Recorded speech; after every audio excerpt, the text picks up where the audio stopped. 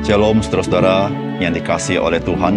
Kita bersyukur untuk segala kebaikan yang Tuhan berikan kepada kita. Karena di dalam Kristus Tuhan memberikan kita hidup rohani, satu kehidupan yang dikatakan hidup yang berkelimpahan itu. Saya berharap saudara sebagai orang-orang percaya, tiap-tiap hari mengalami kelimpahan Tuhan seperti itu. Salam jumpa dalam program Tuhan adalah Gembalaku.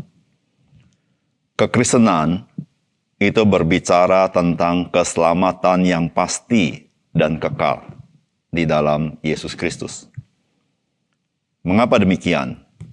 Karena Yesus Kristus melalui karyanya, Dia berkorban, mati di atas kayu salib. Itu tujuannya adalah untuk melakukan rekonsiliasi antara manusia dengan Allah. Itulah sebabnya saudara, ketika kita bicara kekristenan, maka kita berbicara tentang relasi kasih antara kita dengan Allah dan Allah dengan kita. Kekristenan bukan berbicara sekedar peraturan demi peraturan yang kita harus lakukan supaya kita berkenan kepada Allah, atau ritual-ritual tertentu supaya kita bisa diselamatkan oleh Tuhan. Tetapi kekristenan bicara seorang yang sudah diperdamaikan dengan Allah, dan ketika dia datang kepada Tuhan, dia melakukan di dalam relasi kasih dengan Dia. Oleh sebab itu, saudara, sebagai orang percaya, kita bisa mengalami keindahan Tuhan di dalam hidup kita. Saudara, apakah saudara mengalaminya dalam hidup saudara? Itu yang Tuhan berikan kepada kita. Mari kita membaca firman Tuhan dari Yohanes pasal 14 ayat 15 sampai 17. Jikalau kamu mengasihi aku, kamu akan menuruti segala perintahku. Aku akan minta kepada Bapa dan Ia akan memberikan kepadamu seorang penolong yang lain supaya Ia menyertai kamu selama-lamanya, yaitu Roh kebenaran. Dunia tidak dapat menerima Dia, sebab dunia tidak melihat Dia dan tidak mengenal Dia. Tetapi kamu mengenal Dia, sebab Ia menyertai kamu dan akan diam di dalam kamu. Saudara yang dikasihi oleh Tuhan, perkataan Tuhan Yesus yang kita baca hari ini menolong kita untuk dapat mengevaluasi akan kekristenan kita. Karena di dunia ini ada banyak orang mengatakan dia seorang Kristen. Namun apakah dia memang sebagai seorang Kristen yang mengalami sebagaimana yang Tuhan Yesus maksudkan? Saudara, saya berharap saudara menjadi orang Kristen yang sebagaimana yang Tuhan Yesus maksudkan. Ketika kita hidup sebagai orang Kristen yang Tuhan Yesus maksudkan, maka saudara akan mengalami kelimpahan kasih Tuhan itu. Namun jikalau saudara kita mengaku sebagai orang Kristen, tapi kita tidak sesuai dengan maksud Tuhan Yesus, maka saudara, kita menjadi orang Kristen yang mengalami kekeringan yang luar biasa. Saudara, apakah pesan firman Tuhan dari bagian firman Tuhan ini?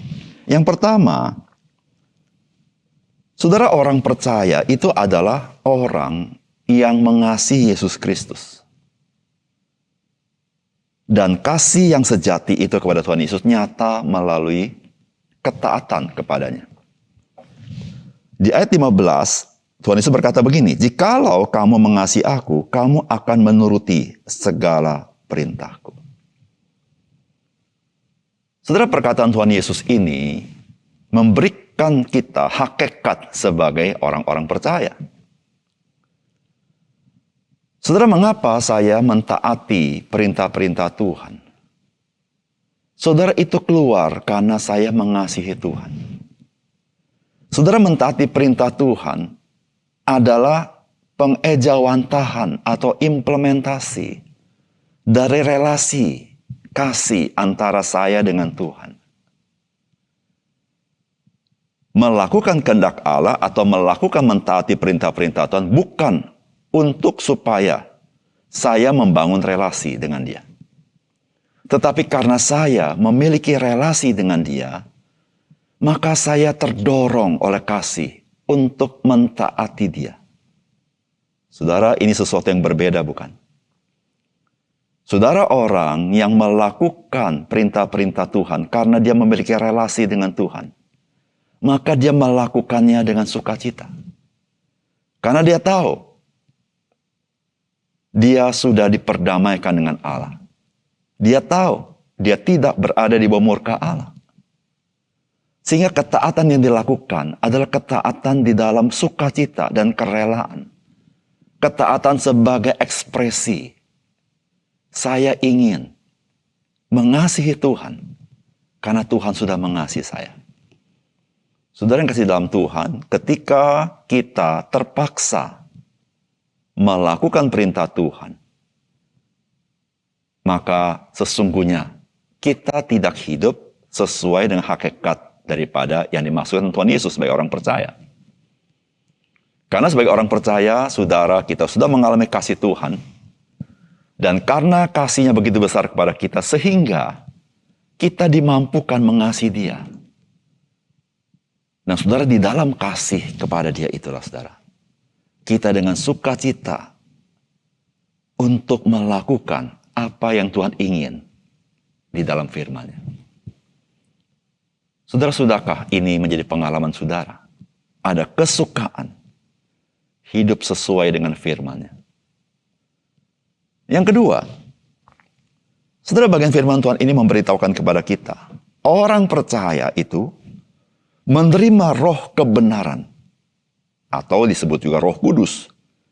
Dan roh kudus itu menyertai kita selama-lamanya. Saudara, Tuhan Yesus berkata begini, aku akan minta kepada Bapa dan ia akan memberikan kepadamu seorang penolong yang lain, supaya ia menyertai kamu selama-lamanya, yaitu roh kebenaran. Dunia tidak dapat menerima dia sebab dunia tidak melihat dia dan tidak mengenal dia, tetapi kamu mengenal dia sebab ia menyertai kamu dan akan diam di dalam kamu. Saudara, apa artinya orang percaya diberikan roh kebenaran, roh kudus? Saudara, ini berbicara mengenai hakikat daripada kekristenan. Saudara, dengan diberikannya roh kudus, maka sebetulnya orang percaya itu memiliki relasi yang begitu dekat dengan Tuhan. Bukan karena perbuatannya, tetapi karena imannya, maka dia diperkenankan Tuhan. Maka ekspresi Tuhan adalah memberikan dia roh kebenaran itu atau roh kudus. Dan roh kudus itu tinggal selama-lamanya di dalam hati orang percaya. Dan Alkitab mengatakan, Tuhan Yesus berkata begini, kamu mengenal dia sebab ia menyertai kamu dan akan diam di dalam kamu. Saudara, mengenal itu berbicara tentang relasi. Meskipun ada pengetahuannya, tetapi mengenal itu berbicara relasi yang begitu dekat. Bagaimana kita dekat dengan Tuhan, punya relasi begitu dekat? Karena roh Tuhan itu tinggal di dalam orang percaya. Saudara, itulah saudara-saudara yang menjadi hakikat menjadi orang percaya. Orang percaya mengapa? Melihat keindahan Tuhan dalam hidupnya. Karena dia punya relasi. Relasi kasih antara Tuhan dengan orang percaya. Dan orang percaya dengan Tuhan. Saudara, relasi kasih inilah saudara-saudara yang membuat orang percaya mengalami kuasa Tuhan. Mengalami berkat yang melampaui apa yang kita pikirkan.